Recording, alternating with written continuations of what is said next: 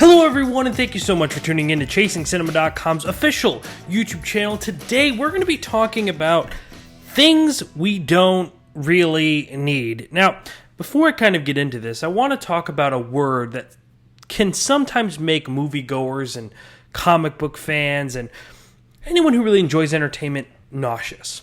And that word is reboot. Now, reboot has become one of the most hated words in Hollywood because we are getting too easy to use that word. It is so quick to go and reboot something. For instance, and most notably, Sony rebooted Spider-Man 3 times. The third reboot has not actually appeared on screen yet, but it is happening. So, for a studio to go back and mess something up once, do it again, mess it up again, and then automatically go back and remake another movie in the span of 15 years, that's a little bit too much. Now, as a movie critic, I have to see whatever comes out, regardless if I want to or not. And to be honest, though sometimes it might not seem like it, every time I'm in a movie, I hope that movie succeeds. But in anticipation of these movies, I tend to get frustrated sometimes. And following Sony's pattern is not the right way to get someone's attention. New Line seems to be doing the same with a classic slasher named Freddy Krueger. A new report from the tracking board announces a Nightmare on Elm Street reboot / remake, whichever word you prefer, is in the works from the studio. Now, Nightmare on Elm Street, one of my very first collections that I owned. It obviously wasn't this one. It was actually, I believe it was a nicer version than this, though the quality is obviously different here. It was the older one where if you put all of them together, they form a picture of Freddy, all the 7 films. And then this came out, obviously I had to pick this up. But these are movies that I absolutely love. I grew up watching them. I feel a very strong connection to Freddy Krueger. I was Freddy Krueger one year for Halloween, and I still go back and watch these. I mean, it's sometimes, I buy a movie because I know I liked it, and I know that I'll watch it down the line, and sometimes it takes me a long time. I bought these, I came home, and I watched them marathon style, and I truly love all of these movies. Well, as a whole, I love them. I love the property in general, but there are some movies here that I'm not a big fan of. So the idea of them going back and remaking it back in 2010 from director Samuel Bayer was kind of nerve-wracking for me. And it ended up being a movie that I absolutely disliked. Jackie Earle Haley played Freddy not poorly. I think the movie's problem is that it decided to be too much like the original Nightmare on Elm Street and really didn't kind of pan out. I mean, there was nothing really interesting or different about it. It didn't bring anything new to the story. They added different things in, but it was still nothing powering. I mean, critics hated this movie. They panned it. However, that movie did gross $115 million against a budget of $35 million.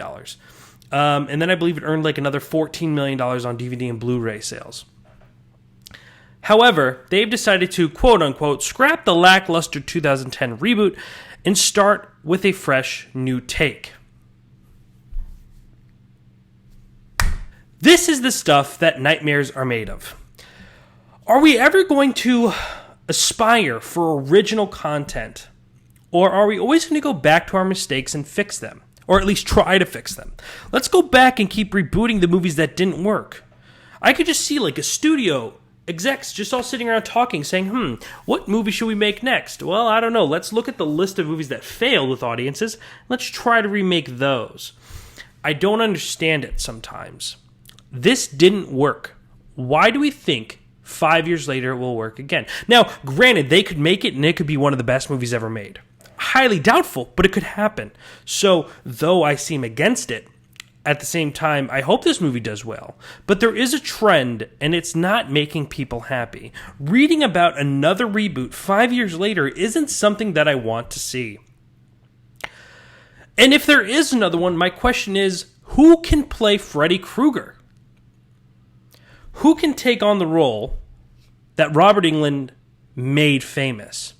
Haley was okay, but you can't do him again. Who do you pick? That's an interesting question, and I think that's probably the toughest question with this. Now, if a new Nightmare on Elm Street came out, which, again, this is just kind of rumored right now, no one's confirmed it, how do I feel about it? I'm nervous. I'm nervous because they're starting to get careless with the property that means something to me.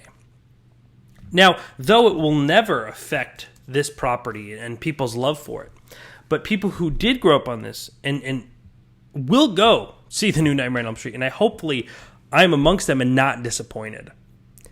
I just wonder why we feel the need to go back and reboot things that we've seen. Another great example is Fantastic Four, which I'll be reviewing tomorrow on this YouTube channel, so make sure to tune in for that.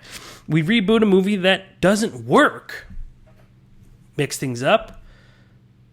Get new actors. Get a new writer, new director. Let's try again. I don't know if I'm always willing to give them another try.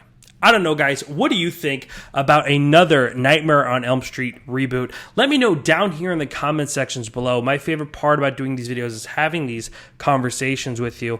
Also, who do you think would play a great Freddy? Again, down here in the comment sections below. Let's have a conversation about this. Also, don't forget to check out ChasingCinema.com for my full review of Fantastic Four tomorrow.